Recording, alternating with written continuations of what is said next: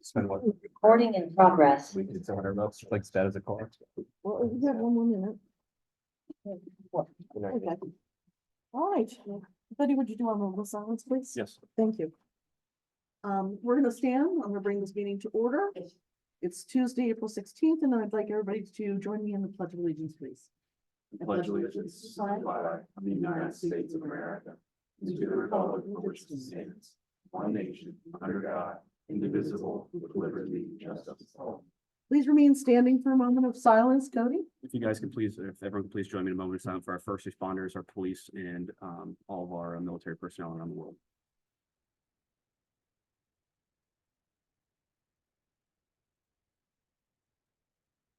Thank you. Okay, thank you, everybody. Please have a seat. Thank you for coming to the board meeting this evening. We're gonna go ahead and get started. We do have a hybrid meeting in progress, and the Zoom room folks will be asked to comment by raising their hand to ask questions, and they will be given second opportunity. The people in the room will be given first opportunity to speak or ask questions on agenda items that require a board vote. We are being recorded via Zoom, and the recording will be uploaded later to the township's YouTube channel for viewing. Under the chairman's report, we're gonna make sure that everybody knows that Keep East Goshen Beautiful Day is coming up. And that's Saturday, April the 20th. Please meet at the township building at 8 o'clock or a little after that. And you can get a location for litter pickup, or you can call ahead of time if you would like to pick up your materials earlier. I do have one other announcement, Madam Yes, sir. Chair. I did put it out in email and Facebook a little while ago, but the yard waste for tomorrow, Wednesday, is delayed until Thursday, April 18th. It does not affect trash or recycling. So again, yard waste pickup will be delayed until Thursday, April 18th. Okay, and will there be bulk trash on Thursday and Friday this week? Like as usual? It doesn't affect anything else. It's Doesn't just the affect yard anything waste. else. Okay, thank you. Are there any public comments on non-agenda items? And you'll notice that Barbara Emery is not with us this evening live, but she will be joining us shortly via Zoom. I'm gonna go ahead and ask the chief to come up. Chief Bernard, would you come on up and give us an emergency report from WEGO, please? Thank you. And then we'll have Grant, and then we have our hearing.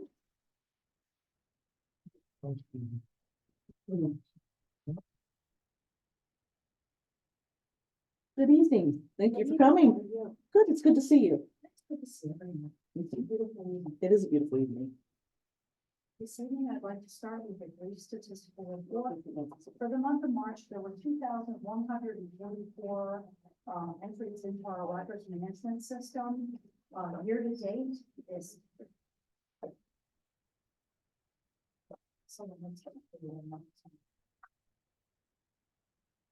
Okay, Want to swap this one out? I can speak louder, but it won't help your recording system. We're trying to make sure that the chief can be heard via a microphone if possible, because we have, the recording won't actually pick her up. You know what? Great. You want? Pause on the rim and say- Pushing a button in the pause is very important. Well, that gives it easy to go. Yeah, there we go. Okay. Repeat what I said. So sorry. No problem. 2,144 incidents recorded in our records management system for the month of March. Year to date for all the townships are 6,489. With regard to East Goshen, 1,183 of the 2,144 calls for service were in East Goshen. When you look at all the townships collectively for the month of March, we had 110.5% increase in incidents when you compare March 2023 to March 2019. When you compare March of this year to March of last year, it drops to 33.4%. And when you take the proactive calls out, it appears that we still have an increase, but it's much less dramatic, ranging between 8 and 12%.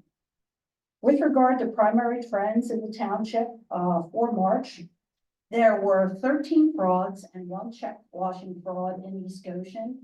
The frauds involved a wide range of types of frauds and involved both individuals and businesses.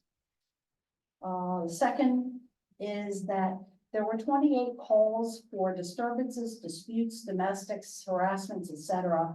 That's 28 is considerably higher than we normally have in the township, but there was no commonality among the calls.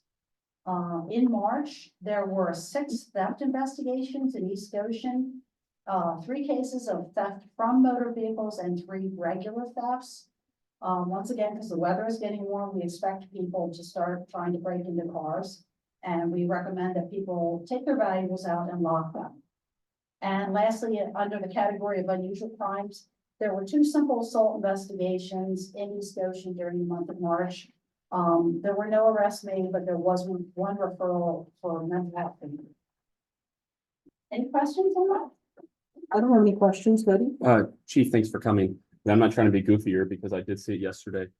There was a dog at I think it was at one of the high schools that I saw on the Westchester community page. People like call Wego, like 15 comments of calling Wego. Did anyone call about?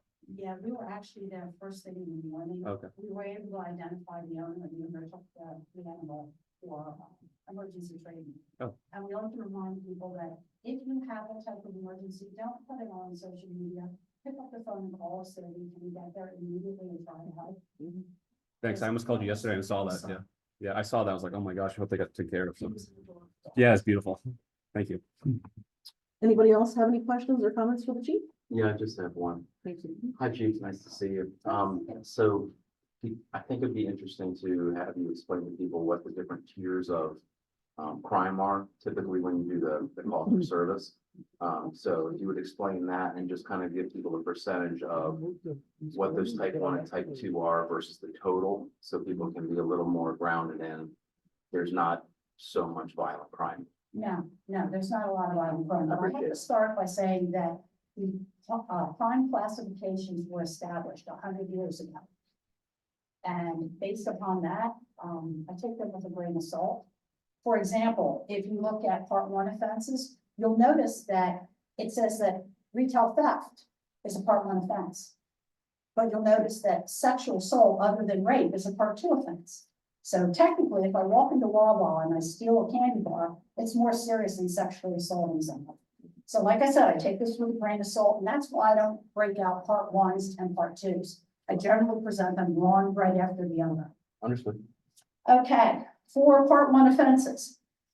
In 2023, there were 212 compared to 220 in 2018. But when you look at 2022, we had our all-time highest number of 303.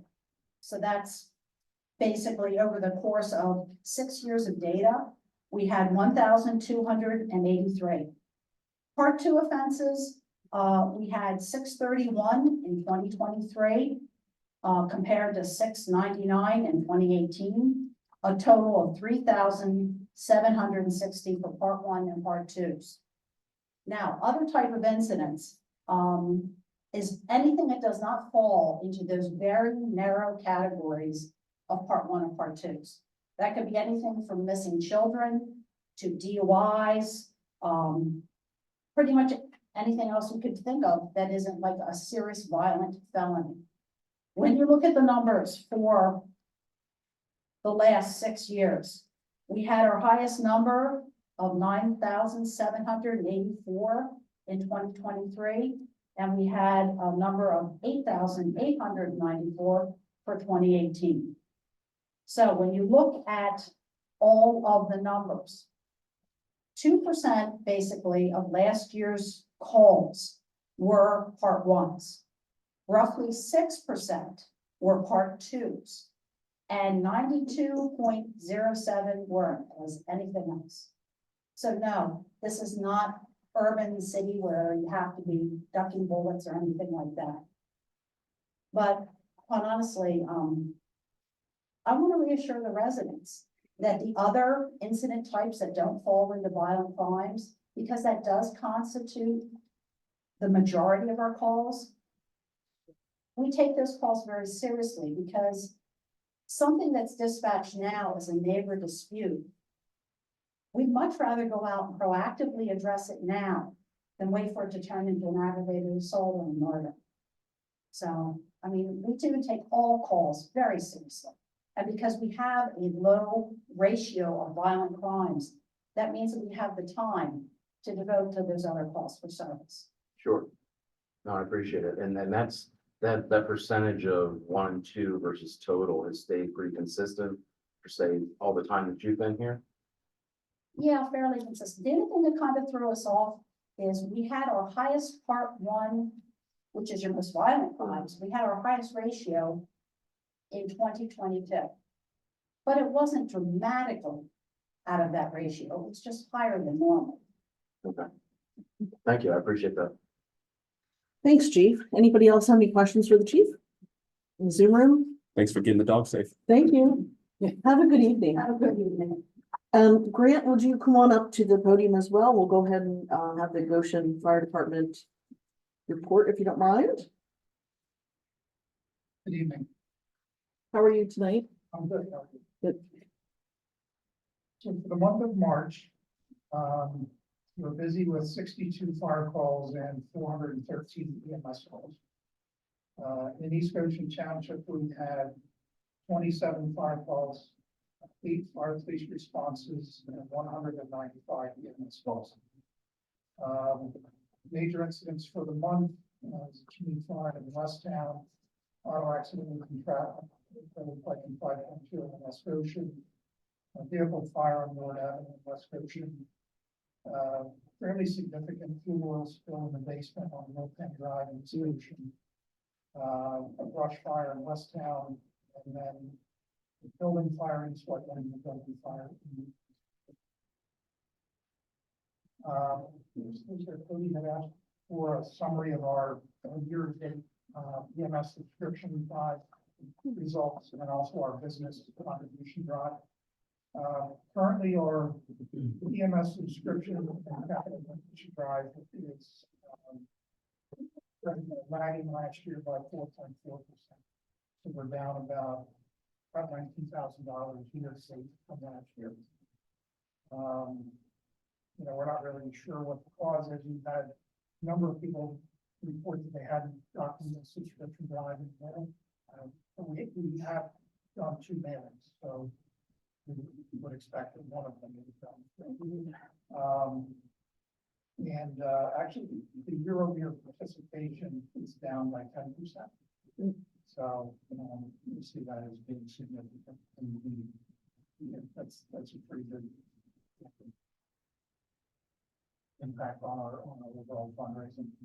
The business drive has actually in worse results. We sent out 650 letters to businesses in 4 townships. We've gotten 63 responses, about $26,000, which is actually 36% from last year. How many responded? 63? 3 out of 60, a little less than 10%. There's been, well, we know one corporation headquartered in West Goshen County. In the last 2 years, and they were always good for 10,000 just from that one. Who was it? Do you know who, are you allowed to say who it was? We keep it out large corporation headquartered in West Goshen County. On the way out. How was the flower sale? It was well, so it was good. The event was about $8,000, but in 2018, 2019, before COVID, it was $14,000. So we still, I don't know, if we have this awareness issue, marketing issue. We're doing everything we can to sort of put down in front of people. Cost of nursery stock's gone up. Yeah. So our margins are less. You're gonna have a flower sale for Mother's Day? Yes, yeah, Friday, Saturday, Sunday. Okay. So, we have to. A lot of people I do business with, and a lot of things, people are spending less money, period. But it's starting to really slow down. Yeah, they're not saying Not we're this- in a recession, but it feels like a recession. No, people are spending, a lot of people. Spend a lot of bucks. So we'll keep working. Hey Grant, along those lines, is there any internal policy, I'm fresh off PSAT, so I apologize. Is there any internal policy with Goshen Fire, about how you guys go about approaching, like we would as a township for bidding processes, things like materials and apparatus, as far as, co-stars or, Sourcewell, some kind of cooperative purchasing, anything like that, or, highest bidder processes? I'm just curious. With everything getting as expensive as it is, everybody's looking at cut costs. So we don't have a formal bidding policy.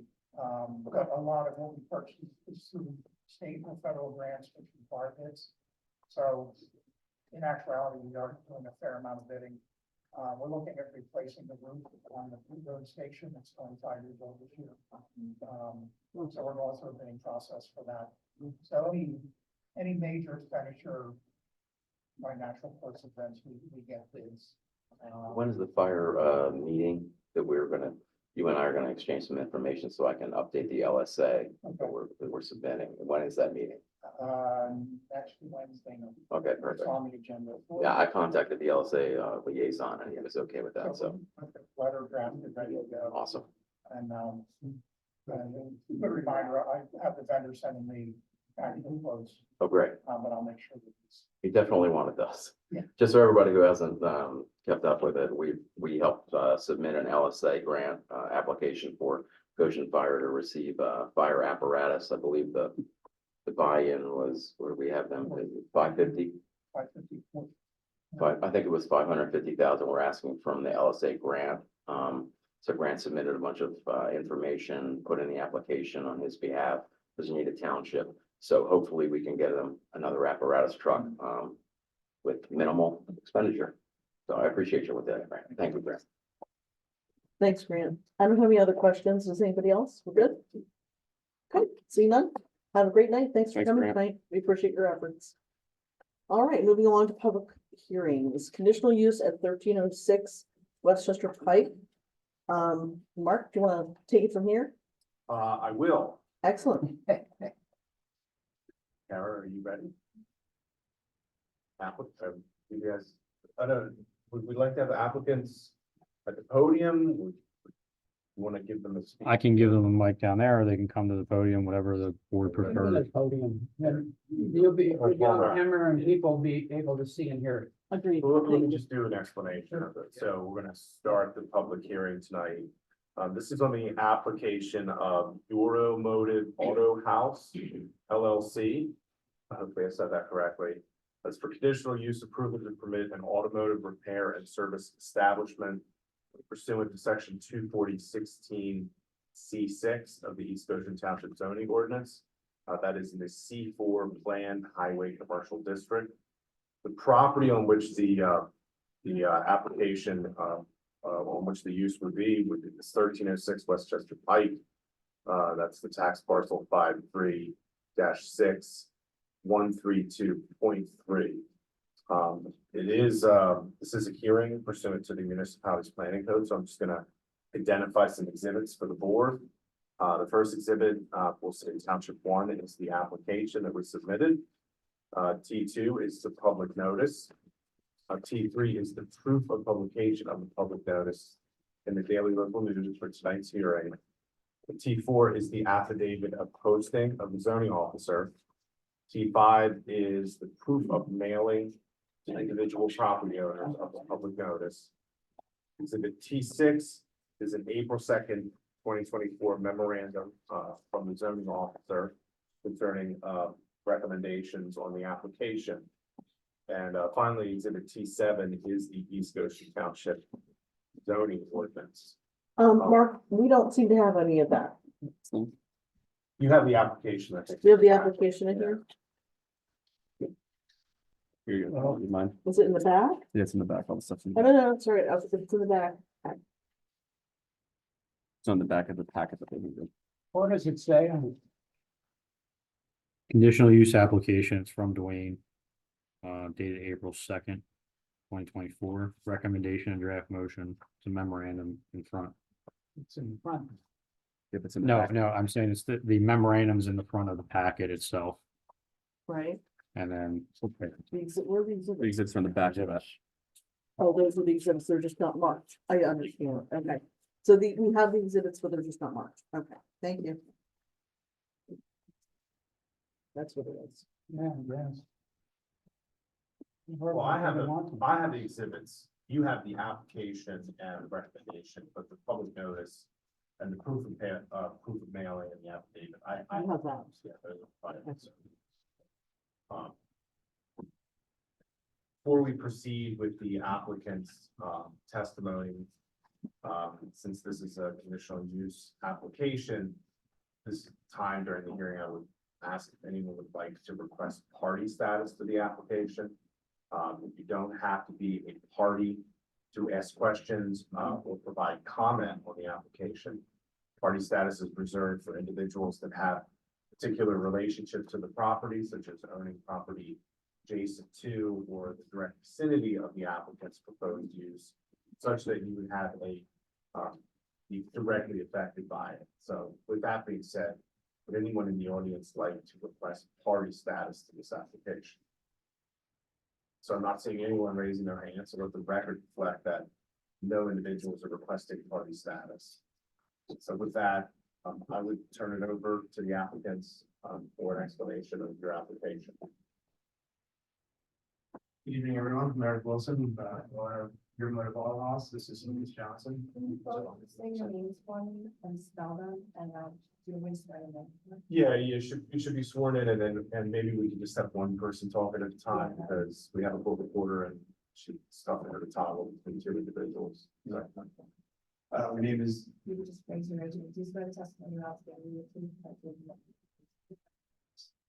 my name is Eric Wilson, ERICWILSON.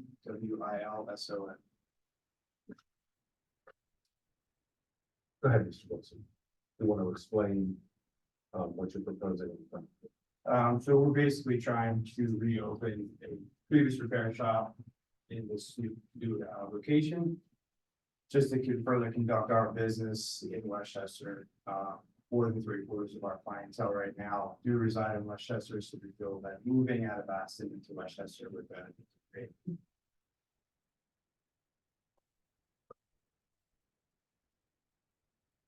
So I'll just ask you a couple questions. The property, what was the property that you're proposing this use on? What was that used previously for? It was previously automotive repair, and I believe there was an maintenance. Yes. And you have some, I guess, some hand drawings here on your application. That shows, I guess, the parking lot, and garage space. Do you care to just go through that, and explain to the board? Yeah, this one's actually not updated. The last meeting we had, there was some adjustments with parking, but there was some concerns of cars pulling out on the Westchester Pike from the front section there on that guide that you have, and we basically are getting rid of those parking spots to leave that front apron of the building open. So parking in front of the building, between the building and, I guess, Westchester Pike, you said you're eliminating the parking? Yes. Okay. So that's just the spaces closest to. Okay. So please, Yeah, why don't we have you sworn as well? swear the testimony you're about to give is the truth. Yes. What's your name? My name is Lucas Johnson, WCAS, JOHN. Let me ask a question.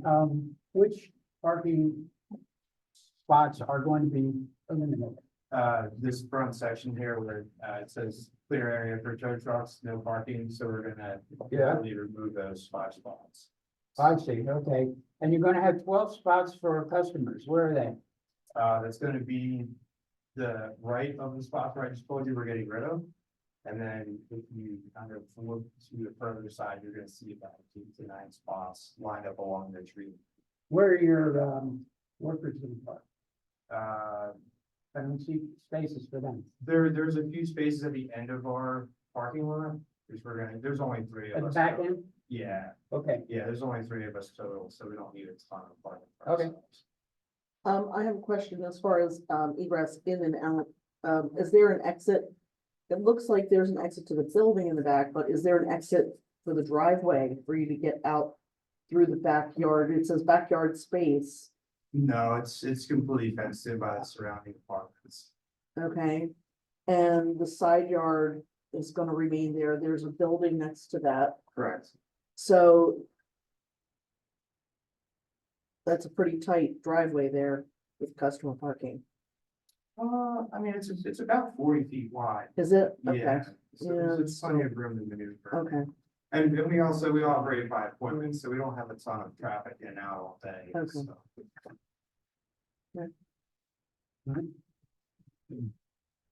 Any other questions for the board? I have a question. Wayne or Derek might be able to answer this.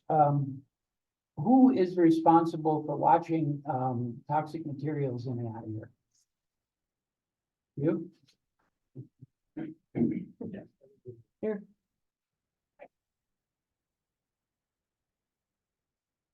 You're gonna have to tell Carrie your name.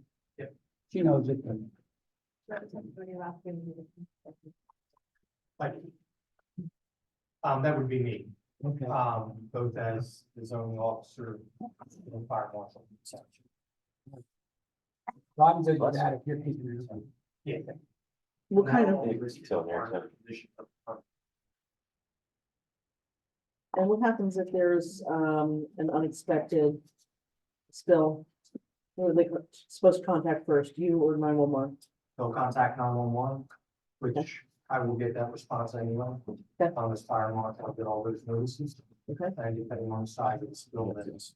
DEP will get notified. Notified, Okay, and then we'll follow them regulation.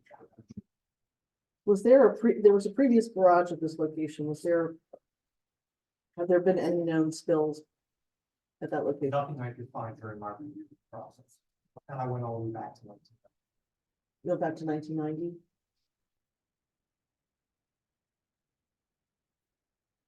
Okay, how about the adjacent property? The property next to it, Yeah, no, I didn't have any where I didn't look at Okay. that. I can't remember what that Right now. property is, right now, it's, 65 it previously had been a limousine, driver, yeah, driver service. But I don't think they had a garage there, they did not. so, okay. That's fine. I don't have any more questions yet. Okay,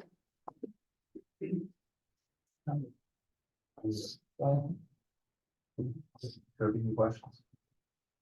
I just have, one other question. Sure. You proposing any improvements on the property, or is it as it exists today?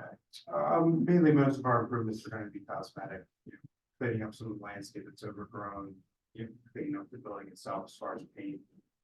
Really brightening it up so it has some kind of curved appeals. Okay, so no changes to the parking except removal of spaces and, cleaning up the existing building. Correct, yeah. just gonna go on. I have a question about ADA compliance, so. If they're not making changes to the building itself. Are they required to bring this up to ADA compliance for bathrooms and the entrance steps? Yes, they will have to do that during their building permit process. Okay, We'll look at all that. Parking spaces, they will have it up. Just so you know, the front parking area was one of the requests from the planning commission, so that was removed. There's Right. 5 parking spots there, at their request. The building is, I want to say landlocked as far as doing Right. any major repairs. So additions and stuff like that have already been, rejected. Through the township back in the early 90s. They don't have the room for that for any major, repairs to the property. Okay. They're looking to use the building as is, but like they said, bring it up to, a nicer condition. sure. How many of the parking spots are going to be handicap accessible? That, we would look at it the building process. Okay, perfect. Whatever the building Okay. code requires and the accessibility code requires. Thank you. What they would do. I don't have any more questions. Cody, anything? Anybody on Zoom? In the room? Yeah, Is there any financial estimates, business plan wise, as far as what you were expecting for income? Year 1 through 5, say? And then 5 to 10. You want to know regarding? Yeah. Do you have any expectations, like when you put out the business plan, do you have any expectations of revenue income based on year 1 through 3, 1 through 5, plus 5 to 10, anything like that, going up in space? I'm actually gonna make something. Okay, that's fine. 1 to 5 year, I would say our anticipation, we're probably gonna grow about 10% year after year. Currently now, we're doing just under $1 million a year, the 3 of us, and with the new clientele. Better access to the building, a more efficient schedule and all like that, we do expect that these will increase by hopefully 5 to 10%. Terrific. Welcome. Great. Thank you. Okay, Madam Chair, I move the Board of Supervisors approve the conditional use application for the automotive repair business with the conditions that are listed above. Is there a second? Thanks, Peter. All right. Do you have to do anything else with the hearing? We can go ahead and, I just have one, yeah, if I could just ask, have you read the memorandum, the April 2nd memorandum, for the planning commission?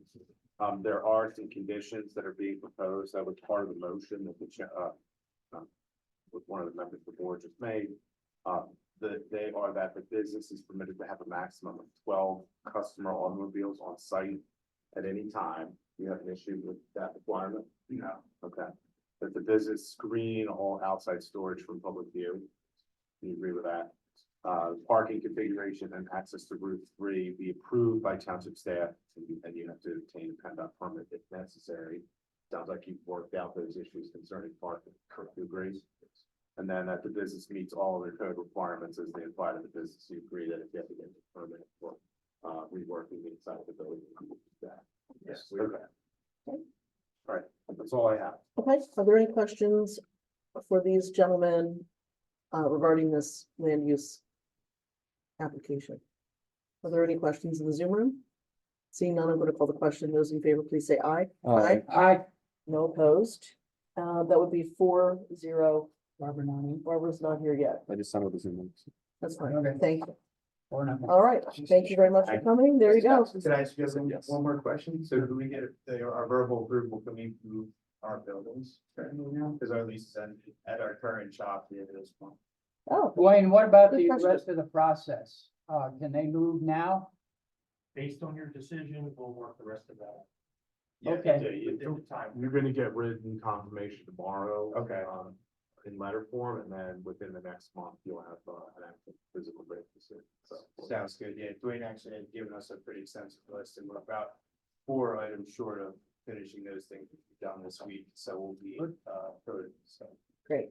Okay, well, welcome to East Ocean. Thank you for Thank Thank you for coming. Good luck. Appreciate it. Very nice. Thank you.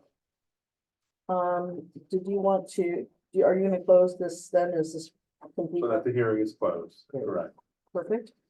As is my prerogative, I'm going to move up under new business.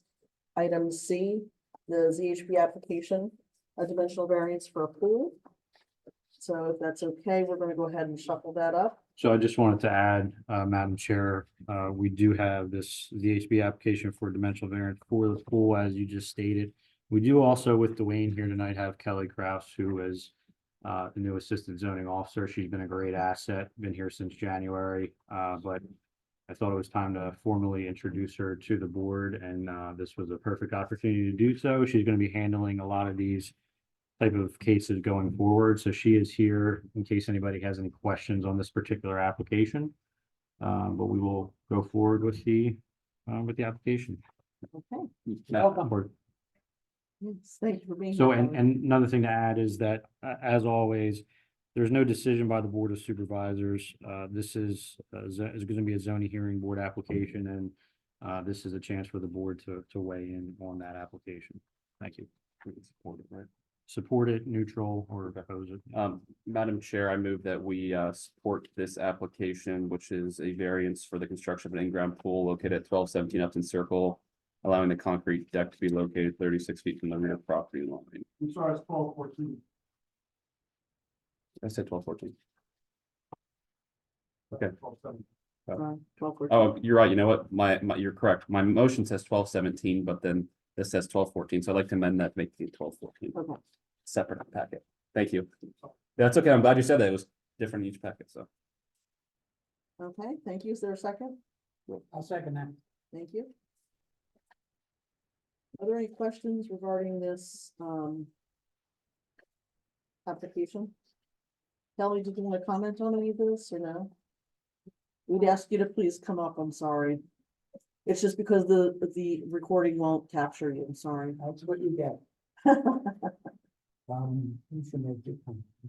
And I do apologize, I'm just noticing, typo in the planning commission, motion that was, there, but it is 12:40.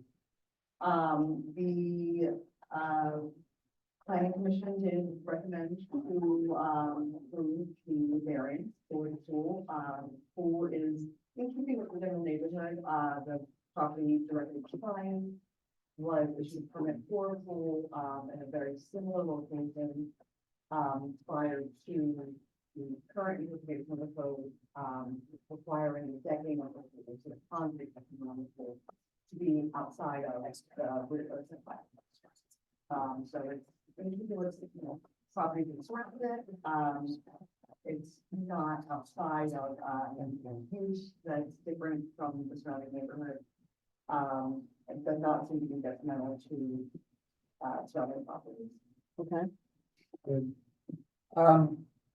Dwayne, just a question, not on this particularly, but, should we be changing the ordinance? We seem to make these exceptions the rule. Eric and I actually had that discussion this morning, and we're gonna be looking at some of that. There's some reviewing that has to be done. Sure. To be the best way to handle it.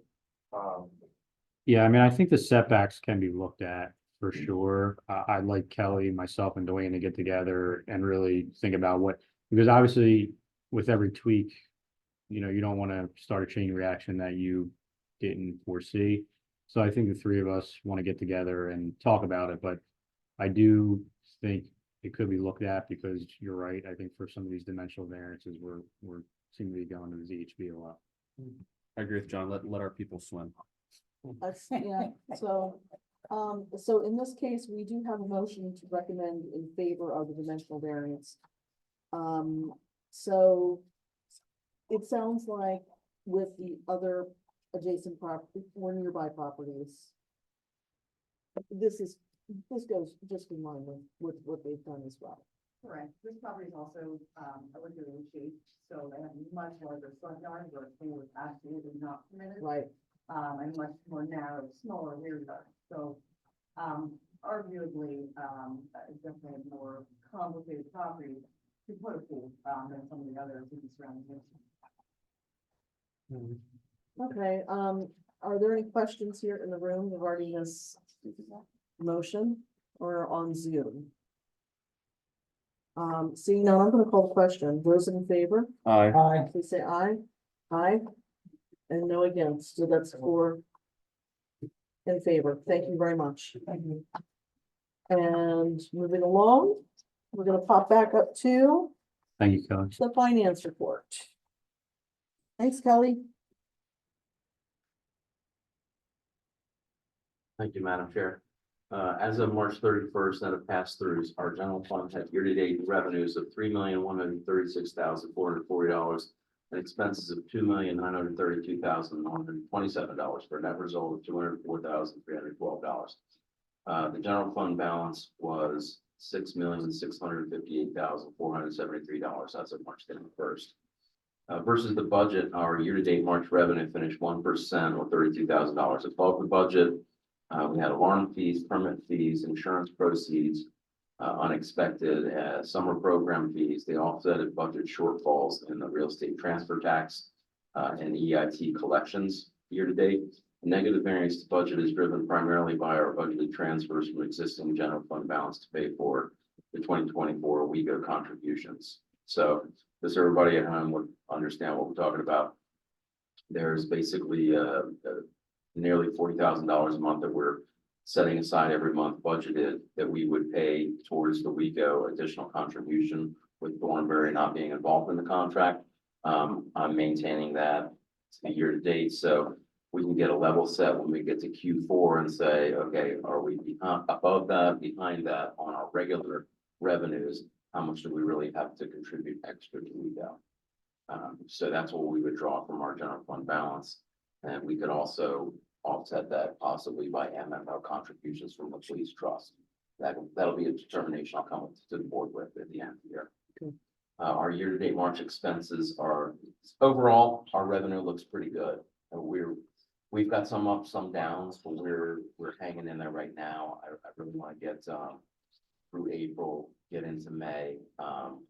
We've got our jumping off long-term 10-year plan very soon. So this is going to be an opportunity to look at what projected year to date is going to be and what the end of the year is going to be. And then we can translate that into different scenarios for looking 10 years out and what those implications may or may not be. Our expenses year to date are basically flat, just $11,000 over budget. Stormwater materials and public works sewer repairs were offset by the lower snow removal costs and higher road materials. That drove the shortfall. The prior year, it's primarily due to our summer program signups and insurance claims, building permits and alarm fees. Expenses are up basically due to the WEGO cost increase. We have all the other fund balances in here. If anybody has any questions on it, so we have to answer them. Questions on the board? Dave, Yes, sir. the negative variance to the budget, for WEGO, that's gonna happen every month, all year? Correct. Ouch. It's put in place. The reasoning behind it was to put it in place on a monthly level to see where we really are going to track. So if I keep that going, then where do we really fall? Knowing that take that out of the equation, my budget should be good. That's what I would believe. So looking at with WEGO, taking it out, if that's the only difference, then the budget was right on. If we do better than that, then we cut into that, and that net result, the improvement on that would cut into what we would need to transfer. Now, I can tell you right now, we just got a check for the MRM that, $38,000 we've already exceeded because of the insurance proceeds that we got from damaged equipment. So that'll be a plus in favor coming next month. But this is an easier way to track it. So even though we've got a negative $111,000 that we're budgeting for WEGO, we're still only at negative 32 right now. So we're beating it currently. That's kind of the layout of the land. Expenses, we're pretty much on the money. There's a little give and take between sanitation and roads. It's always a gamble I use when I do my budgeting process, and you guys will all get into this year when we do it. It's you can only look back at prior years and see what percentage of work did public works do towards sewer or towards the parks or towards stormwater, towards the roads. So you use those past percentages to split out what the total dollars are that are approved by the board, and then those go in different buckets. So typically there will be flip-flops year to date from sanitation to roads. I mean, that's the biggest obvious one, and the snow materials obviously too. So you hope that those level out and we're on budget. Other than that, I think we're in pretty good shape thus far. I mean, I'm considering we would have negative 111,000 out of the get-go with the WEGO, and we're only at negative 11,000 in expenses, negative 43 overall net result. We're at half of what we projected, so we're in decent shape right now. Thank you. Sure. Okay, are there any other questions or comments for being on the financial report? Okay, moving on to the minutes. Madam Chair, I move that we approve the minutes from the February 20th, March 5th, March 12th, and March 19th meeting. I second the motion. Thank you. All right, were there any changes that anyone saw that needed to be made? I didn't see any changes that needed to be made myself. John, Peter? No, I'm good. Cody, no, they're good. All right, great. Then, I'm going to call the question and those in favor of passing the minutes. Aye. Aye. That's 4-0. Thank you. And we're moving on to the treasurer's report for March the 14th through April the 11th of 2024. Thank you, Madam Chair. EIT, real estate tax collections, transfer tax, interest income, quarterly recharges, that's the big one, usually happens every March. We'll finish it up in April and then we'll retro into March. Permit fees, parks and rec registrations drove our general fund revenue during this period. General fund expenses include our monthly legal contribution, insurance payments, tree removal, audit fees. We haven't paid all those yet from Maui. Stormwater materials, the P&R costs, let's park and rec for the increased revenue we got, and other routine operational expenses. The refuse fund, we received our $168,000 finally from the 902 recycling grant we submitted prior year and approved for nearly 3,000 new lidded wheeled 65-gallon recycled toters, which everyone seems pretty happy with. The bond fund incurred $114,000 of expense from Milltown Dam. That was construction and engineering costs, as well as $4,000 to close out the engineering for Hershey's Mill Dam. Our infrastructure sustainability fund incurred $270,000 in boat tree pond rehabilitation costs. Other than that, there wasn't a huge amount. I do have the bills with me if anybody has any questions on particular bills. Madam Chair, I move we accept the receipts and approve the expenditures as presented in the expenditure register and as summarized in the budget. Second motion. Thank you. Thank you. All right, does anybody have any questions for the regarding the bills?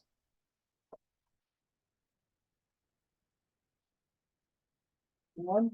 Anybody in the room or on the Zoom room? Barbara. So Barbara joining us. Hello, Barbara, how are you? Still connecting. Yeah. Still connected. Good, good. She might be. Barbara, can you hear us okay?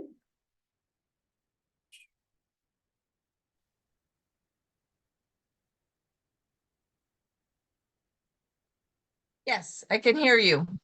Hello, hello, how are you? Good, good. I'm good, thank you. Sorry, I'm a little bit slower than I thought. No way, no worries.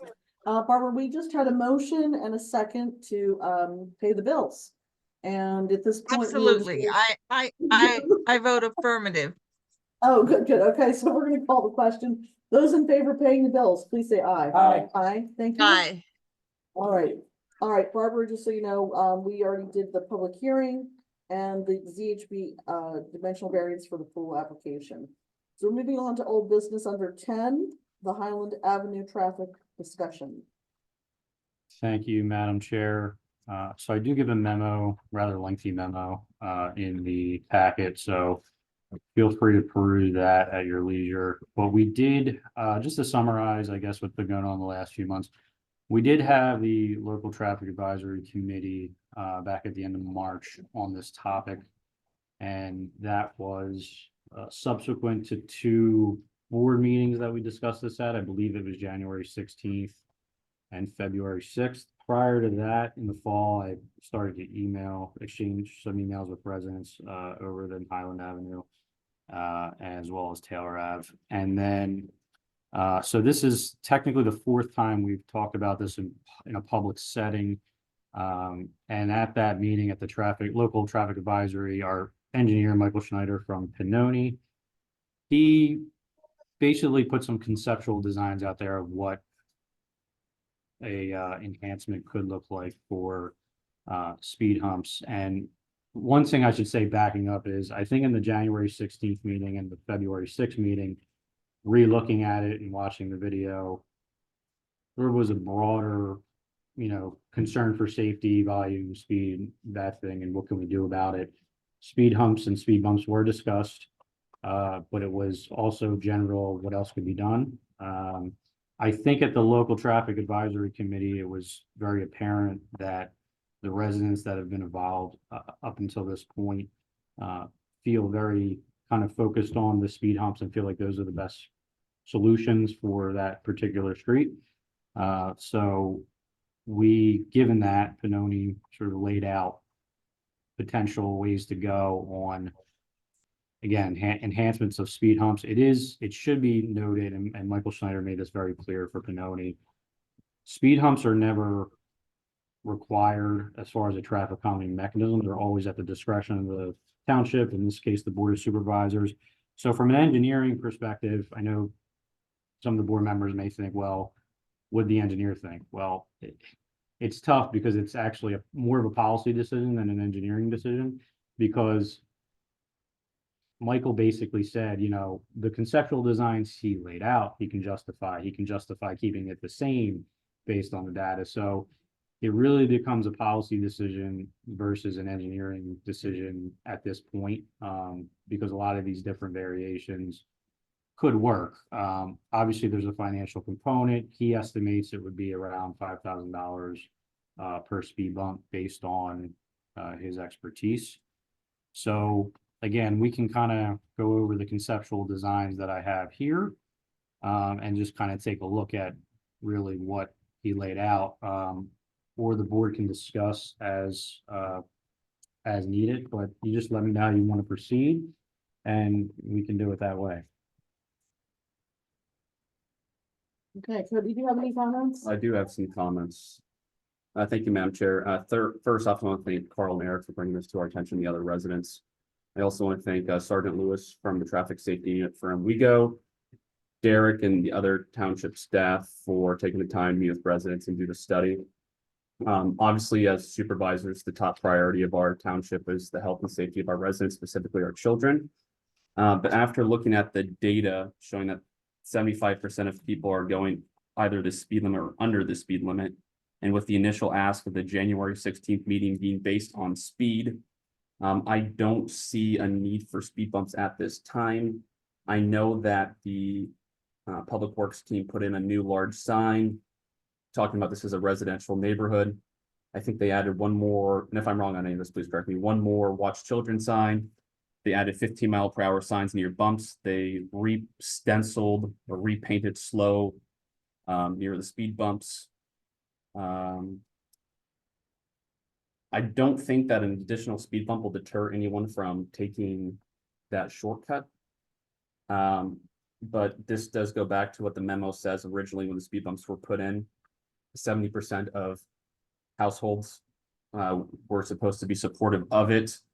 I think there's 23 homes on Highland Avenue. So if Carl, you had stated in your initial meeting that there weren't anyone else opposed to the petition that you or someone had circulated. So I'm in favor of putting a speed bump in there. If that's something that residents want, you can get above the 70% petition process that we'd have to go through. The township has to, Derek can describe, I don't know if you have to send a letter out, some type of formal balloting system. Again, I don't live there, but I thought maybe that would be fair than to put it back on you all because you're all the ones who live there. Just from the data that I'm seeing, I just don't see justification for additional speed bumps. So that's all I have. John, do you have any questions? I like that idea to put a questionnaire out to all the folks who live along the road and see what they think. See what the consensus is. Peter? That's fair. Cody, I like that idea a lot. Yeah. And I would also want to know if there would be any impact if we could put it out to fire rescue and just see if there'd be any impact with fire trucks to add an additional speed bump for the safety in that area. And if that Yeah. could be if that could be given to the residents at the time we put the petition in. There good is suggestion. actually impact, and we would have to get the input from the various emergency services. It is an impact on all of the suspension for all of the trash trucks, delivery trucks, public works trucks, And plows, So and so on. couple of clarifications I am going to need from the board. There is at least, I think, a couple of residents involved on Taylor Avenue at the local traffic advisory committee. It was asked about speed bumps on Taylor Avenue. Right now, there are no speed bumps on Taylor Avenue. But there is a conceptual design that Pannoni put in there as well on this sheet. So I need to know how the board feels about Taylor Avenue, but also the petition the board is talking about, is this just for the one additional speed bump in addition to the two that are there and not moving the existing two? Is that what, because there's a couple of variations here, as Well, I let me- said. Let me clear that up. Okay. First of all, I was out with Mark Miller. I drove over there today. Mhm. They are gonna repave shortly. Sometime this year. Correct. So, if we put speed bumps in, they could be spaced out because will all be part of the repaving project anyway. The old ones will have to be taken out one way or the other if they're gonna pave. And then it's a question of what we put back in. Well, it's also a question of how you space it out. So Yeah, do yeah. you space it out differently, or would you space it out? I would space it out, according to the, Pinoni plan, the engineer's plan. Absolutely. Thank you, Barbara.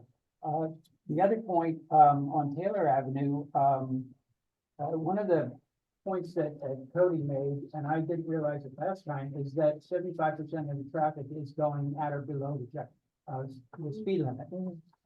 And I don't think we've done that on Taylor Avenue at all. Perhaps we should, have Mark Miller and the Public Works folks go out and put one of the, speed sensors on Taylor Avenue and see if people are speeding on there too. Or not. I could support that. Peter, do you have any comments or questions about this? My concerns are that if we put in another speed hump, we don't want to be known as the township with the speed humps. I don't want to get a nickname. There are very few locations in the township. There are 3 locations where we have speed humps. And at this point, another neighborhood is asking for another speed hump. And it's a wear and tear on vehicles.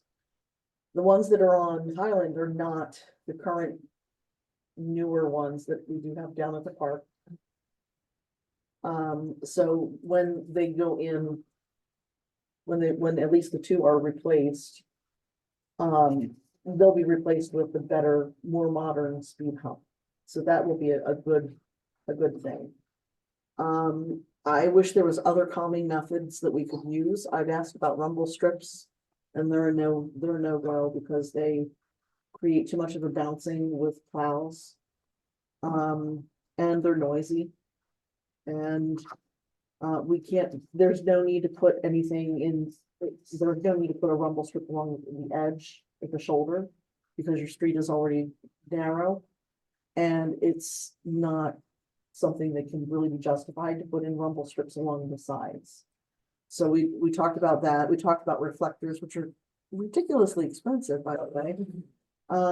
And so my question is, how much are these signs that tell you how fast you're going? The electronic signs? Yeah, the electronic signs. I don't want to misquote. I feel like I need to. They're a few They're, $100s. they're like probably 15. I think like 15 to 20. yeah, Yeah, they gotta be. they're 15 grand maybe. 15 grand? I don't think 15,000. The signs themselves to The buy? little ones that you put up on the. Oh, I'm sorry. Yeah. I'm thinking of the same, yeah, I think it Like was quote, 15. yeah. I think that they might. I'm be thinking of the other 15,000. ones, yeah. Because, is it possible, can we consider, in this case, can we consider putting up? I'd like to consider putting up a sign permanently in this case, because it's almost more of a deterrent when people see that there's a sign that's watching them. I can You know, ask. I've always been told those were temporary only, but Right. we could ask the police department. Another thing, before we start taking resident comments, I do want to say that the option I have up now on the screen, just for the board reference, this was Michael Schneider's option 2. Just because the board mentioned it, this was if there was 2 speed humps and this was the ideal spacing. So this was, in his opinion, as the traffic engineer, this, if you see the yellow in there, that's the ideal spacing. So the red, those would be the existing ones that would be removed. And then the 3 yellow ones would be the ideal spacing, which obviously that was a big part of the discussion, was the spacing was in his opinion, not correct when it was done Right. 15, whatever it was, Right. years ago, so. I'd at least like to find out about the signs, if that's something that we can, I just looked it up, it looks like it might be like $3,000. right? That makes sense. But those are, I think those offer an interesting deterrent because people think they're being watched. Mhm.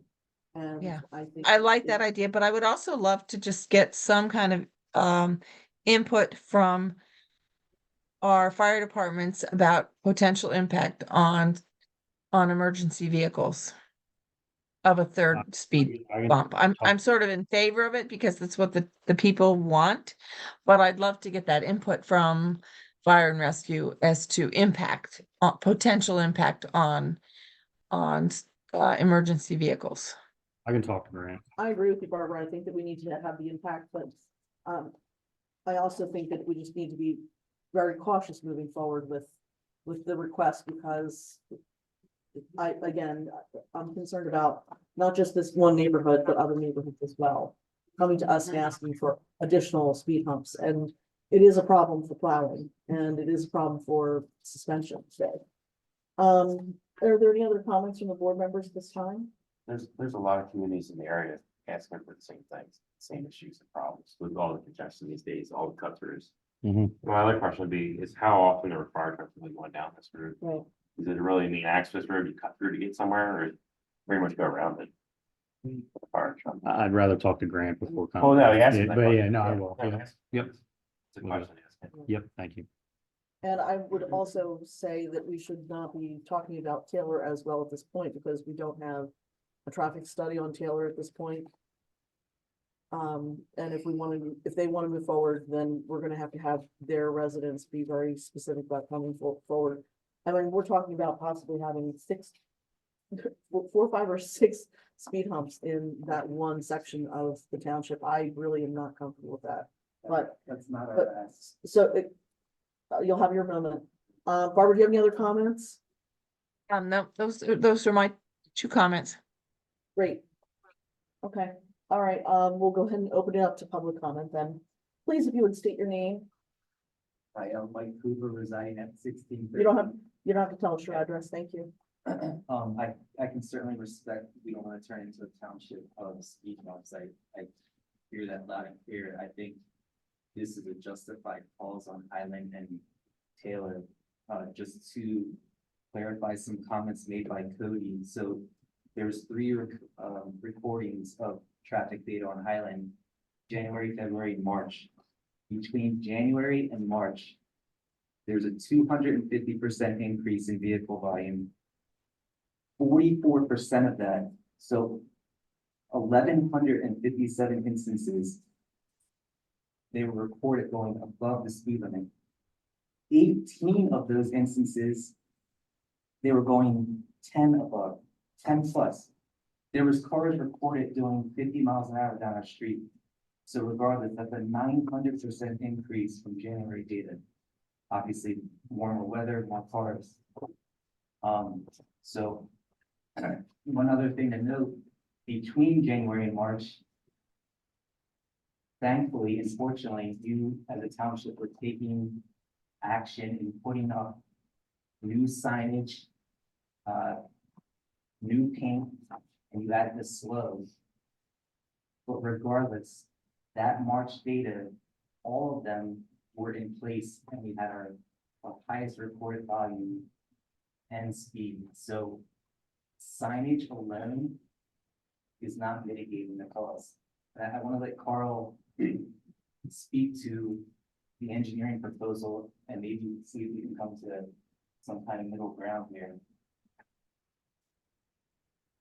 Good afternoon, Carl Milkowski. Carl, you can move that microphone up. I will also like to add that we do have information on Taylor Avenue. In fact, I think that's sometimes why this traffic data is so skewed, because they were moving around the streets. First data was kind of closer to the speed bump. We asked them to move in a more central location where people were going fastest. So,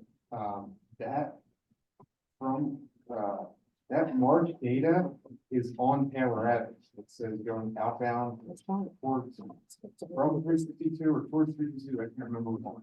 That was on Taylor Avenue. In fact, that was right in front of our Chipsy house. Now, hold on, excuse me a second. So that's a problem, because if we don't have, if this is not apples to apples information. This is different streets. This is, so what Carl's saying is, the week of March the 11th Understood. is Taylor Avenue.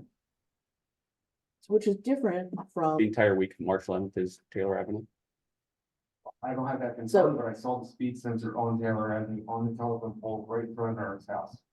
I wanna know I wanna know the exact location for February. For Eric? January, February, and March. Eric, what's your address? And, you know, Well, I'm sorry, Carl, go ahead. So It's not you, I'm just kind of annoyed that it doesn't have that it was on Highland or if it was on Taylor. it was confusing. That's not your, I that's not don't- your fault. I don't know if that's Speeds, correct. The first two were essentially, one was right off of 352, so people haven't even sped up yet. The second one was closer to the speed bump, and then I think the third one is the best representation of what's actually happening. The other thing is, at the traffic advisory meeting, we would love other ideas besides speed bumps. I mean, I'm all for it, but the traffic engineer himself said, we asked him, what's the thing that helps with speed? And he said, speed bump. He specifically said signs do not work, proven not to work. So for that reason, I think we canvassed the neighborhood. We said, well, I didn't say, the expert said the speed bump. And we don't want to annoy anybody with speed bumps. We don't want to be a township 6 speed bumps. We just wanted one extra speed bump on each end, slow people down on those 2 corners that are really going fast. I think this is also an extenuating circumstance, whereas this is a cut-through street. We love the park. It's a huge park. People don't want to go around. I don't think that's every street. I understand speeding's a problem, but I think our street is special. I'd also like to present a picture of what happened on March 2nd of this year. My little speed sign for my kids got run over. So that's why we're here, folks. This is, maybe we come off as mama bear, papa bear, we get kind of emotional about it. But, at the end of the day, we're just trying to slow these people down. Dogs, kids, people use the street, walk to the park, and it's a tight street. Let us try to get 70%, or let's see what the neighbors say about the 70% to get the speed bump. And if we don't get it and it's not approved, then hey, at least we got the signs and the other things. I would strongly urge the board to please vote under the condition that we get 70% approval by the street. Let's just have. You have my vote if you get 70%. Mine I'm too. gonna, Carl, the 70%, that's something that the township will actually be sending something out to people, to residents. So that's not something that is gonna be on residents to deal with. That's gonna be information that's gonna be anonymous so that people can put their opinion on there. Because it does have to be fair to the residents who are there. I know there's at least one person who was here and has left, he was against the idea of a speed hump. So I think that we need to consider who is against it as well. So, but that doesn't mean that, you know, if you get 70%, is it a sure thing that you're gonna get a speed hump? I don't know. We'll have to wait and see. So I don't know that I'd like to actually table the vote on this until we have more information. For, Is this a discussion for right now? There's no vote on this tonight? well, I thought you were gonna give an approval to try to go out for the 70%. I mean, I don't, Can we do that? yeah, I mean, because I know what you're saying about the data, but Yeah. I don't think it's gonna, I don't think that should hold up the process, to be quite honest with No, you. I We don't could think- talk to Mark and see the agree. specific locations where they were. Let's get. But specific I locations. really don't think the day is gonna change enough where we should slow down the entire process if you guys wanna go that route. Based on them being slightly different locations. Okay, That's just my opinion. We don't want to slow down the process, but we want to do the process properly. we do. Understood. So, but Barbara also wants, and she's asked for, fire EMS. Which could be Impact. done concurrently with the 70%, asking for that- the 70%. And it won't slow anything down. So we want to know the specific locations for these speed studies. We want to get a fire and EMS impact. And then get a survey done. And Just do a motion, just. I think we need to do a motion for it. We're repaving both Taylor Avenue and Highland. I think it was just Highland this year, Just but I could talk to Mark, but that's another thing I asked, obviously, in the beginning of this conversation. I don't know. Let's find out, let's find out. So I think rather than tabling it, we just say that, I mean, I would float a motion that we put out to the residents of Taylor and Highland what, whether they want an additional speed humps and concurrently get an impact from EMS before moving forward, but vote to move forward with those two steps rather than Matt- just tabling, which is a slowing down of the process. Madam Chair, I'd like to make a motion that we ask underneath Derek's leadership to administer a survey for the residents of just Highland Avenue in regards to Additional speed. additional speed bumps, and if they get, with the goal being 70% for passage. So sorry to complicate this further, but is it the direction of the board to say if there's going to be 3 speed bumps, they will be spaced out per the engineer's ideal spacing? Since I'm we're a traffic repaving? engineer, yeah. I Okay. think that we should. We also paid him to trust do it. them. Because Yeah. just to throw that out there, and residents could chime in, there may be upset people that we're moving the existing ones. So, I think that may be an issue. I think that in 2006, residents decided amongst themselves where they would go, and that's why they're not fulfilled. Yeah. So I wouldn't reinvent the wheel. We're trying to keep this as simple as possible. We wanted one in the beginning of Highland, and we also wanted one on Taylor. Taylor is a huge problem according to the data. Everybody was on Taylor, everybody that was supposed to on Taylor, did not oppose. I wish you guys would consider, Taylor Avenue as well. And Carl, I'm not trying to get combative here, but I don't know for sure if the data is coming from Taylor either. right. That's the problem. So if the data does come back and say Taylor's a problem, it's something that I'm willing to explore. But I think once we get more confirmation from Mark on the study. One at a time. We have a motion on the table. Do I have a second? Second. Thank you. All right, are there any questions regarding this motion here in the room? Do you understand what the process is gonna be then moving forward? Are there any Yeah. questions in the Zoom room regarding this motion? Yes, there is one question, 1 second, from an Ann. Hello, can you hear us? Anne, I'm asking to unmute. is Anne able to hear us? We can't quite hear you yet. Are you unmuted? Anne, if you have a question, please unmute yourself. She can type it as well if she You can. can type your comment or question. If you can't find your unmute button. It looks like a speaker. So everybody understands then in the room that no questions at this point. And then residents, I'll make sure, Derek will make sure then in the letter, once you receive that, there's some type of a deadline. Right. So that when you want to go canvass your neighbors and suggest, then your ballot doesn't come in late, so. I'm gonna work with Pinoni to see if we can get the best process, because, yeah, as the traffic engineer being through this. form, so Okay. I'm gonna email him tomorrow. Anne, on the Zoom platform, do you have a question that you can type for us There's a chat. in the chat? Can you find it? All the chats. The chat's open. Yeah, it's open.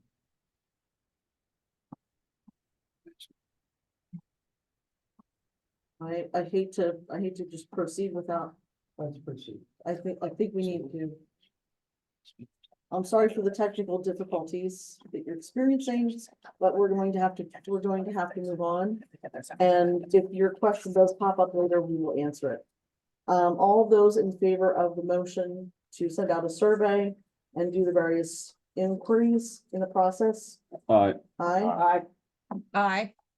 Thank you. 5 ayes. Thank you very much. So there is still consideration, just so you know, we're gonna look at the best path forward and see if there's gonna be 70% who will agree with this, okay?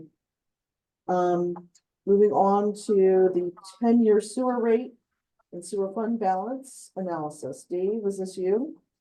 Yes. Thanks for coming tonight. I Thank you. think Derek's on this one. Derek's doing this one? What? Dave, you've been the star tonight. I think my throat's a little, Yes, of course. So to give a little bit of background, about 2 years ago, I was directed, as liaison from staff to the municipal board, municipal authority, that, we need to start looking at, sewer rates, long-term sewer projections, similar to we do, for capital reserve. We always, we've got a capital schedule, which has fixed assets. We allocate a certain amount of dollars a year to go and replenish those fixed assets on a schedule where we know they're depreciated and they're gonna need to be replaced. So we've always got enough money in the kitty, so to speak, so that we can pay for that.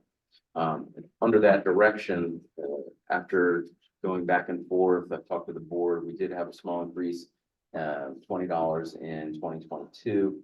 The MA has directed me to continue with this, and what you're gonna be looking at is basically the 2 years up to date as of this year and the most recent forecast with the capital forecasts included.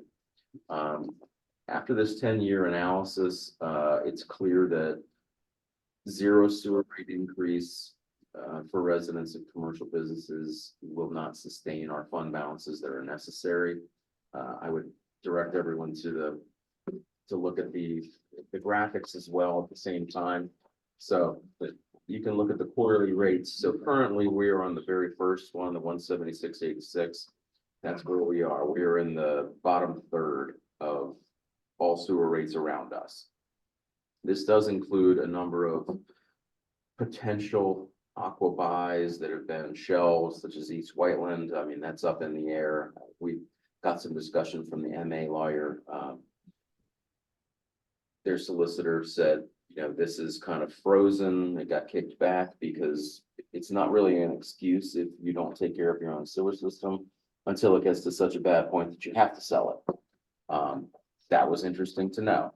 So we have a terrific sewer system right now. It's run very well operationally, maintenance wise. Public Works helps out. The public work dollars that go to help facilitate the upgrades and upkeep of the maintenance come back to this township rather than going out to a third-party vendor. That's the purpose of the quarterly recharge. In addition to administrative costs, we've also got insurance costs, things like that. So if we had not gotten the ARPA funds with nearly $2 million that the board graciously dedicated to the sewer fund projects, we would already be looking at basically a $212 a quarter increase. Why are we on there 3 times, Dave? What are those 3? The very first one on the left, that is where we currently are. Right? Yeah. The $212.64, the second is where we would have been if we didn't have the ARPA funds designated. We would have had to go out and raise our rates. How many years ago? Right now, 3 years ago. That would have been 2 years ago. 2 years ago, okay. And what's the 216.86? That's my proposal right now. That's where I'm saying it looks like we need to be So that's $40 a quarter? from where we currently are, yes. So this has been a process that's been long accumulated, lots of data. I started the process, luckily Mark Miller with so much extensive knowledge, sewer system and his inventory list on the sewer system, how much we should put aside. We've actually put that up against everything in the plant, the inventory list, the depreciation schedule. We've vetted against the ENR rates, which is a certified engineering value. I get the magazine and I re-upped it, Dana. So it's terrific for rates, construction rates, actual skilled labor rates. What are those doing each year? How much does it really cost? It's not you can't judge by CPIU and inflation costs because construction costs are so different than regular buying costs. So when I looked at the combined rate of skilled labor, construction costs, material costs, everything over the last 10 years, it's basically a 5.7% annual increase. Now, we're nowhere clear close to that right now. But the $20 that the board did approve has gotten us, so we are still solvent at this moment. The scary thing to me, as the finance director, is when I look at the ending balance of the total sewer funds. So for the general public and the board as well, I've simplified this. So in 2025, I assume we take all the sewer reserve and we just put it right in the op fund, right? So this is looking at total sewer dollars. It doesn't matter if it's reserved, doesn't matter if it's operating. This is 100% sewer dollars we have. If we don't raise rates, we're almost dead in 2027. We're basically bankrupt. 2028, we're past the point.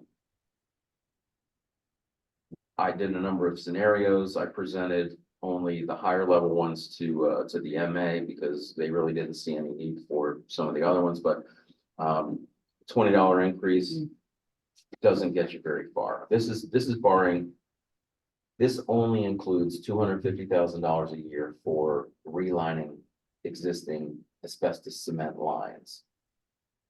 We have 19 miles outstanding.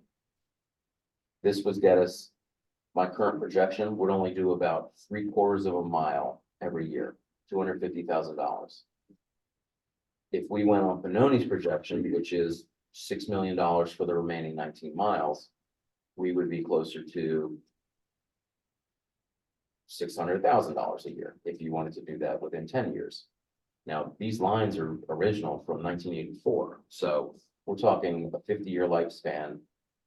We're at 40 years now. We're on limited time. The collapses that happen in Hershey Mill are going to start escalating, and that's the fear. When these start falling in, we're going to, instead of relining and refurbishing and repairing for minimal dollars, we're going to be asked to go out for bonds. We're going to have to go to market. We're going to have to take out big dollars. These are Hershey Mill. We were lucky; it was $1 million plus. The original projection was $1.5 million. That's just one incidence. So what I'm looking at makes me believe that we need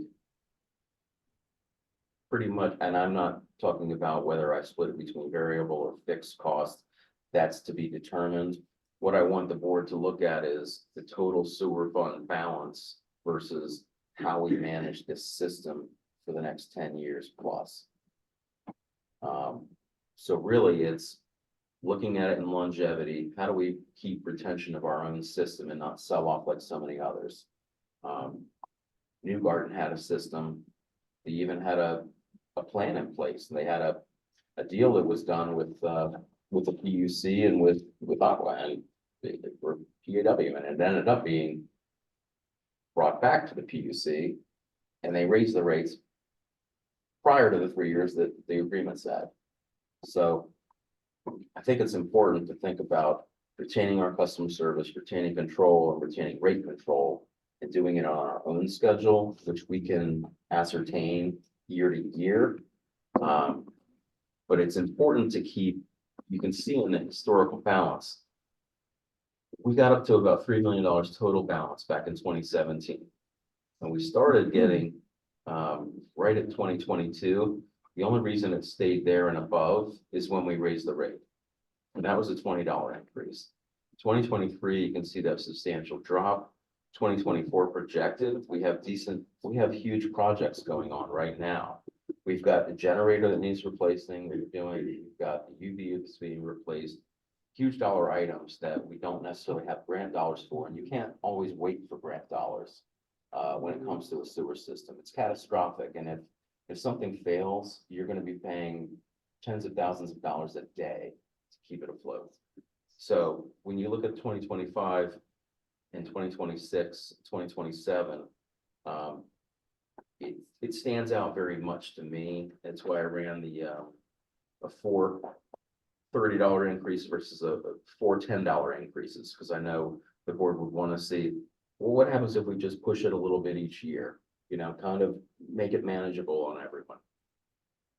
Well, you lose those, excuse me, you lose that positive influx of capital immediately. I mean, if you look at the purple versus the blue, it's the same dollar amount, but over that 4-year spread, completely different result. And this is only $250,000 a year. Additional for realigned. Dave, Yes, John has some questions and I wanted to ask you if you can tell us how much, we have bonds out still that are outstanding for the MA. we Can you do. tell us how much money is still, out in bonds and when the bonds expire, please? Yes. So we have a total of about almost $10 million in sewer bonds and notes outstanding. Largest amount drops off in 2032. Again in 2023 and 2033. So 2032, 2033, and then we go down to minimal, which is about $200,000 a year remaining out to 2037. That was our most recent 2017 general fund bond.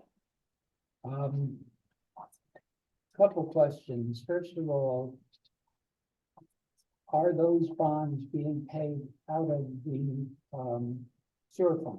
Yes, Totally, right? yes. So if we didn't have them, we wouldn't be so badly off. Not that we can get rid of them. When you make this chart, is Yes. this, I'll take, assuming the blue line, the no rate increase. Which gets disastrous by the 2030s. Is this if we do nothing now? The dark blue line that drops off the face of the earth. Yes, Yes, that's if we have zero rating. okay, the red line, That's $20 a quarter. $20 a quarter now Yes, and $20 a quarter through, it's just 2029. one increase, one single increase Okay, just now. just now. Put it in place, and I'm assuming for simplicity's sake that it starts in 2025. So, It remains in place for Remains. perpetuity. So Okay, you go good. from 176 average per single dwelling up to 186, 96, 196, yeah. yeah, $20. okay, and so, the purple one is the one that looks healthiest. Yes, But that's a 40-hour, $40 per quarter increase yes, sir, about 23%. right now. Yep. Okay, I assume for the simplicity of this, year over year, so it's starting, assuming January 1st, all billing was with an additional $40 a quarter. okay, so, this is just one scenario.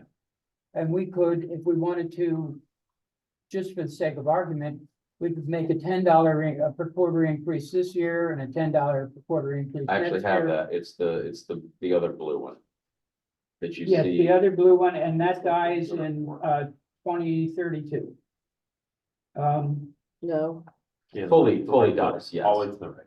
okay, there we go. The little blue one. Based on all the assumptions that I outlined, so Okay. only 250,000, no catastrophes, no anything. I'm just making sure I follow along. Correct. And if we do have a catastrophe, I remind members of the board that we have an infrastructure fund of That's $1,480,000. Close to $1.5 million.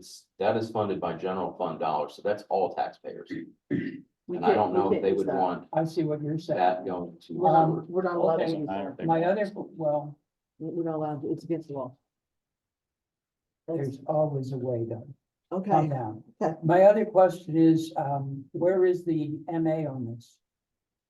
Municipal authority, based on what I took to them this meeting and in prior meetings, from what I got from them, they do support the $40 increase. We haven't figured out how that would go as far as variable versus fixed rate in cost, because there is, in my mind, a very big difference between two people in a single home who use minimal usage of water, or somebody in a townhouse that has multi-development and the entire thing is split between meters. So that's based a lot on usage. If you put a fixed rate to every single one of them, that's a lot bigger a burden. So it would much be, I'd have to determine it, but it would be a lot heavier weighted towards the people who use the most water. Have we looked at water meter? Yeah, that's part of, I want to get everybody acquainted with this Mhm. to understand where we are and look at the long term before I delve into how it should be adjudicated as far as rate I wise. appreciate that. Mhm. The other question I have, and you probably can't answer this, if you can, I'll be stunned. What's the difference between what Tredyffrin does and what Kennett Township does?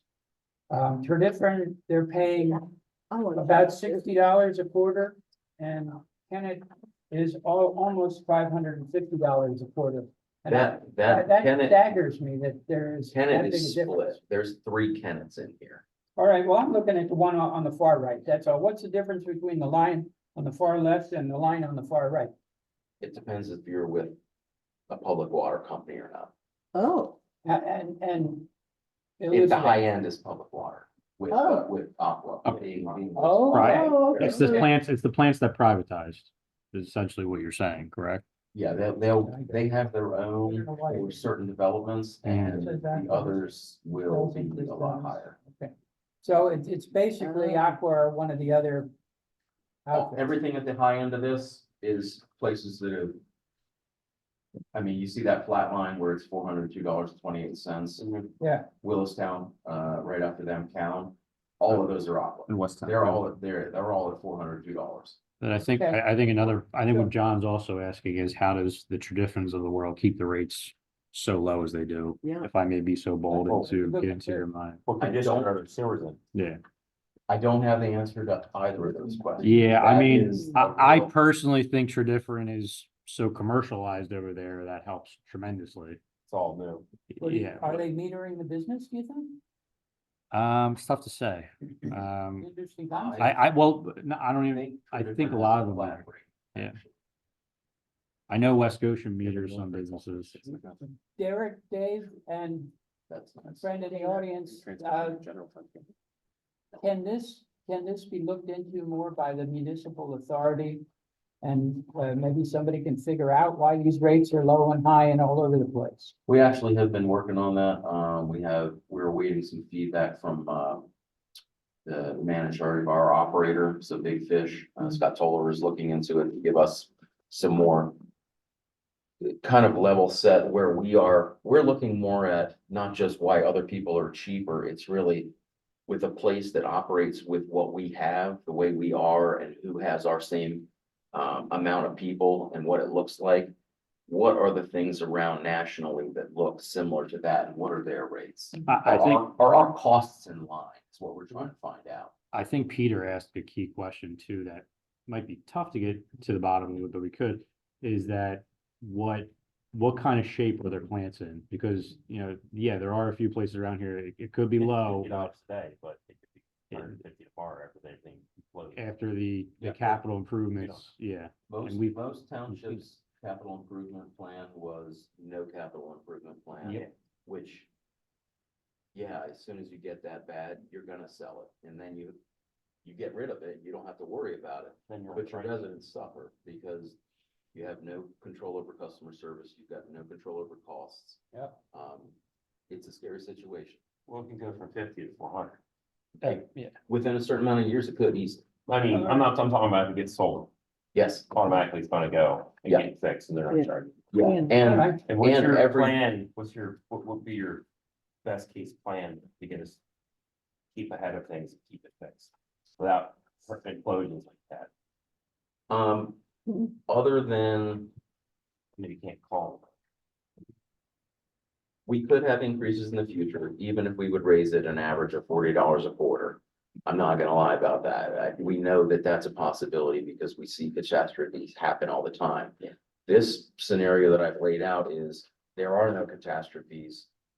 but You get it fixed ahead of time. we're implementing realistic maintenance procedures. And we're looking at grant funding throughout these 5 to 10 years.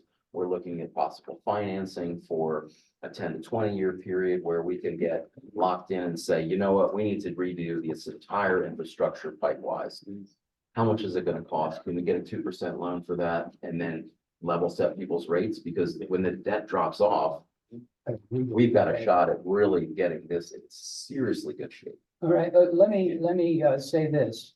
For me, anyway, I would be supportive of an increase if we had more information. Mhm. If some of these questions were answered, then, you know, we have an explanation to people. Right now, it's kind of up in the air, and I don't doubt your numbers, No, and this, but we need to know why the numbers are the numbers. completely appreciate that, John, and you know, this is just yet another stage in this process, and I just want to remind the board that typically, based on our ordinance, we would raise rates in July. We did change it in 2022 to go in October. That's not really the biggest determination. The determination is having the best data, right? Yes. Having the right Yes. answer. So, of course, I'll go back to the municipal authority and we'll spend the time to figure out what extra information we can get to kind of level set ourselves with other facilities that are either comparable or, you know, get a base rate and a high rate and see where we are within that. But I can tell you this, looking at some of the projects that were just done by Public Works, Linden Lane, Baldwin Circle, those are $25,000 jobs.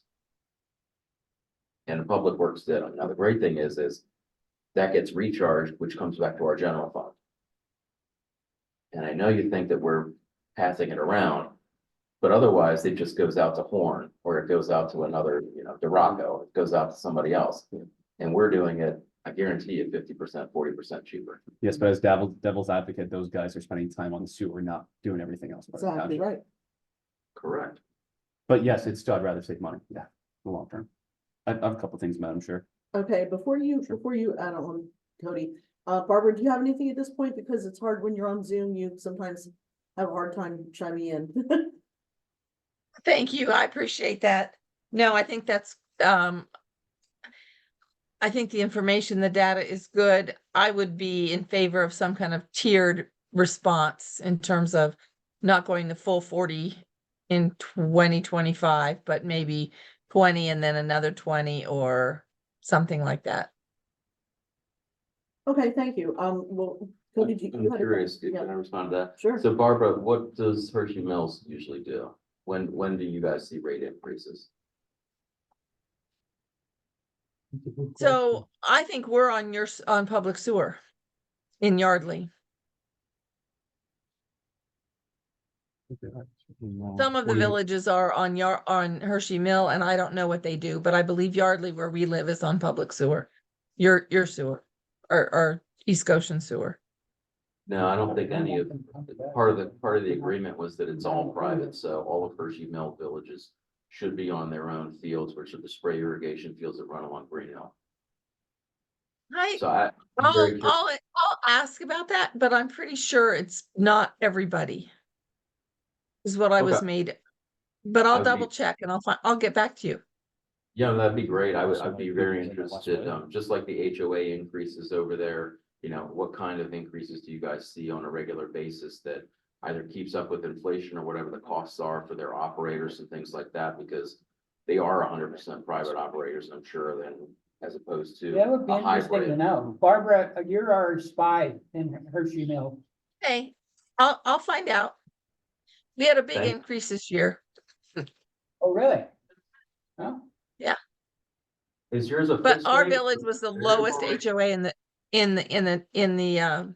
in Hershey's Mill, was the lowest HOA fee in Yardley. So we're more in line now with the other villages. Is it a separate bill for refuse and for sewer, or is it all tied into a single HOA? It's all fee? tied in. But it's all tied in. Interesting. All right, well, more information. But I'll Thanks, find Elliot. out about where which sewer is the sewer question. Thank you, I appreciate it. I'll be quick, Madam Chair. 3 things. I don't want to raise rates. I don't want to take loans out at 8%, and I don't want to sell the aqua, so I guess we better raise rates. For the aqua costs here, the 402, that's all for right now, but if they're selling, they do tiered, right? They can only raise it so much. So these 402s next year, 2025, they could be 452, right? Oh, or more. Very tough to tell where they'll be. But they're not gonna be on 402. No, but one thing that differentiates a township and municipal managed sewer authority facility is that we have no return on investment. We operate at zero. So we're not obligated to shareholders to have an additional 10 to 12% That's right. tacked on. That's right. Not only that, Aqua has a whole bunch of highly paid executives who do a good job. And we have a whole bunch of excellent volunteers who don't get paid anything and do a good job. We do a So better job. we're ahead of the game that way too. And then, Madam Chair, one last quick thing is, I do support a rate increase. I think when I voted to raise the millage rate, it was for sustainability in the future, and, you know, we raised it and the MMO came back from the police and ate up a lot of it, but I'm just worried that if we don't raise it at like a sizable amount, that we could have a Hershey's Milk catastrophe. So at this point, I would support a 30 or 40, not that I'm doing so enthusiastically. And if we do increase, or when we increase, I'd like to make sure we send a letter out to the residents, letting them know that, Oh, without a doubt. like, maybe we do one in the summer saying, hey, we just voted to this, and then maybe towards the end of the year too, letting them know for budgetary purposes. Absolutely, and I think this is part of, Plan. you know, yeah, so it's definitely a long-term plan, and that's what I focused on when I was at PSATs, is how to get long-term plans, tie those to grant funding opportunities, tie those to fiscal, possible financing opportunities for very low interest rates, which would, over the long term, you know, benefit, even versus taking out a bond. I mean, if we've got a bond of 3.7%, which is great, but we could cap sewer notes at 2% for 20 years, that's going to save our residents money, and it's also going to elongate that plateau so that you're not, whether you buy or sell today or 10 years from now or 15 years from now, you know where you're at. And we don't have those big fluctuations. I think that the fluctuations and not keeping up to date for so many years is what people are used to. Just from an outsider coming in, that's my perspective. But that's what I look at it as. Thanks for your hard work. Oh, absolutely. Yeah, it's been a lot of work on your behalf, Dana, and the municipal authority. It's been a I lot of, appreciate you asking at the municipal meeting to bring this to the table now, because even if it's only 2 years worth of data and, well, historical data as well, but 2 years worth of work to get it here, we've got multiple meetings to bring this out, connect with the residents and the ratepayers, and to ask them to come. And I mean, we need more than 3 people in a meeting to give us feedback and Right. to explain to them why it needs to be done, what we're talking about, Mhm. you know. in my newsletter, in my letter, in the newsletter, I did mention that there's going to be a rate increase. And I'm hoping that people are going to start paying attention to the agendas. I think that we need to get Dana or somebody from the municipal authority to come into the next few meetings so that we can start really maybe not the next meeting, but after that, really start putting information out there. Do you think that we could be ready in a month with more information? Oh, absolutely. I mean, I plan on having something revised and even better and more information and answering more questions that are coming from the board or from the residents, every single meeting until we Good. get to a decision date. Okay, great. We'll probably frame it differently on the agenda too. So obviously I framed it sewer rate and then 10-year rate and then the balance analysis, but we'll probably frame it as if, you know, potential increase, just so people are a little bit more aware. Yes, I think you should put it out there. If you have a single family residence that has your own private septic system, it fails. I'm not quite sure what the cost of that is, $30,000-$40,000. We've got that from our county engineer. You can put that out there and compare it to the, It's every bit of 40 grand, right? 40 to 50 and thousand so with my neighbor's. divided by that 30-year mortgage. And because all the soils in the northern part of the township are crap, Yeah. they would only guarantee consistent for 8 years. It was an evapotranspiration system, almost $50,000. Yes. They would only guarantee it 8 years. So it would give the residents a comparison of, this is a lot cheaper having septic on your own house. Well, This is That's a great point, Peter, and it also springboards us into some. It other always things. works. Well, Most part. well, and you've got to look at this as a whole system, because the MA also looks at sewering these neighborhoods that have, that are gonna run out of good soil, that are gonna have to replace, and they can't replace. You know, the Goshen Downs of the world, Yeah. and new people coming in, the retirees leaving, we've got a 40% retiree rate, we've got 60% over 45 years old. The demographics are changing, and so when this, if we can fund ourselves, I'm looking at this as, if we can fund ourselves, the debt drops off, we've got an opportunity to re-sewer a bunch of different areas. And that's when you would want to take on more debt if you had to. Just, comparison of like, hey, we're not, It's trying to charge It's a great point. ridiculous amount of money. It's just, it is what it is. It's actually cheaper than a half year on seven. It's like a new roof, right? Oh, I have one. It's gonna be great, and then it comes due and it's expensive. Okay, so it Thanks, Dave. sounds like at this point, we're all in the mindset of we're willing to consider a rate increase and as much as we don't want to raise rates on ourselves. We would like to have a recommendation from the municipal authority. That we have. Absolutely, and Yeah, so I think I'll we'll be have back that. and forth with them and get more information and give more information. And they are more than willing to come to meetings and write a letter of recommendation. They've already said that. Thank you. Thank you very much, Dave. Under new business, Barbara, do you have anything to finish up with that or no? Nope, that's good. Thank you. Under new business, the gas pump emergency replacement. Thank you, Madam Chair. So the gas pump outside is pretty much shot. It needs to be replaced. Right now, the software is just not working, and it's about 20 years old at this point. How much? Hey Dave, how you doing? It's, Dave again? we don't have any formal quotes. Chairman Ware. Yeah, I am very popular tonight. Well, unpopular tonight. It's expensive. It's gonna be probably every bit of $100,000. But we've been The putting original, in capital reserve. buy-in in 2000, started in 2006, 7. It's about a 12-year life cycle, and it is, it costs us $75,000 back then. Wow. And East Brandon Wines are comp point because they got it done. Theirs was 100,000. I think Mark got somebody last, and he's got somebody closer to that, so it's probably gonna be right around that number. It's this in the budget. It's not in the formal capital budget. It's not actually in the fixed asset depreciation schedule. What it was put on, and I didn't realize this until talking to Mark, that it's actually on our statement of values for property and liability insurance. So we would only get paid out if it's a catastrophic, something happens. They blow down our pumps, we get to fix it because of weather, wind, something like that. So where are you gonna pay it from?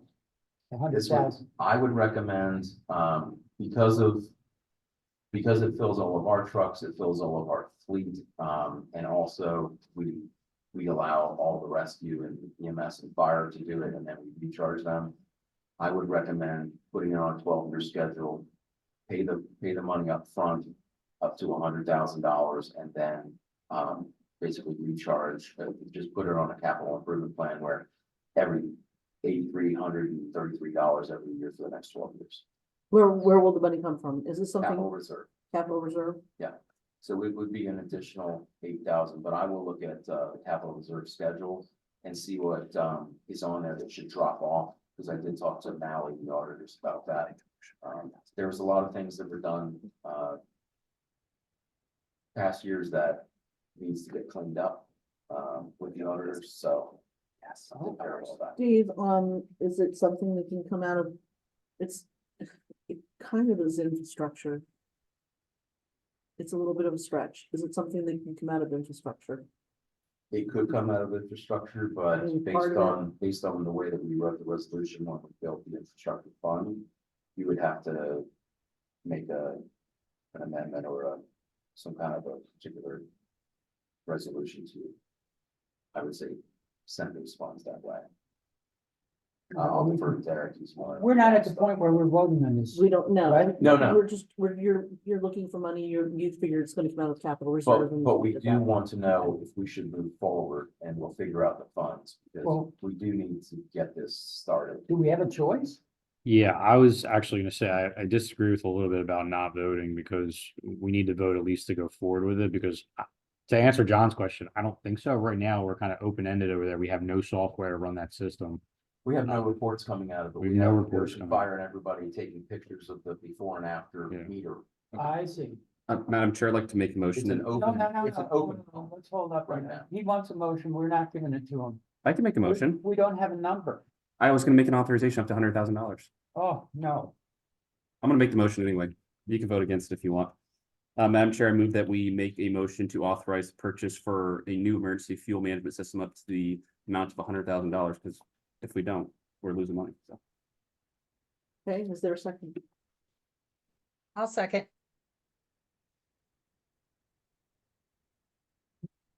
Okay, are there any other questions on the board? Peter, do you have any questions? So you put us up to bid now or trying to get it? We solicited, Mark solicited a number of the people who used to service it. Didn't necessarily like what they were saying. We went out to another one. We're kind of waiting on prices to come back. We just know that the ballpark really is right around 100,000. It's actually not a bid because I know it sounds like construction, but it's actually a software, professional software. program just record the fuel usage. Correct. Because we With have the the pump. tanks. I don't think we're replacing tanks, are we? No, it's just the pump. No, I don't know, everything's staying the same. That's what Mark told me today. Listen, if we don't have a number, we shouldn't be voting on this. We've made motions previously up to an authorization of a certain amount of money. We shouldn't vote if we don't have a number. Well, you can vote against it then. I know that East Brandywine paid 100,000. I know that we've gotten something that's a little bit less than that, around 90, but I don't, without seeing that invoice or an actual PO, I don't know if it's everything included or not, so. We tried to have a specific number tonight. They're very slow getting back to us. And nobody wants to be 100%. That's fine, we can vote on it when we get a number. In the meantime, can you just put a book out there and you sign it and initial it until you get a pump put in? You're saying you're not getting We recorded? can, it's pretty much the same kind of a thing. I mean, it's kind of an honor system. Yeah, I know, you mean, I know, I've managed fuel. Yeah, and we're locking it down a lot more and, it's just kind of the status quo. I mean, in the meantime, like I said, I know you need, I know what you're trying to do with 100%. It needs to be done. I don't get that, but in the meantime, then taking pictures and stuff like that, yeah. Have them write it down in a day planner and initial their names, if we got the fuel. Yeah, you can do something like And that. the meter. But what's the point of waiting? We're gonna have to wait to get it put in anyway. Yeah, but why delay it? I'm not delaying it. Yeah, you are. If you're voting against it, you're not getting installed, you're delaying it. I am voting against it. So you're delaying it. So,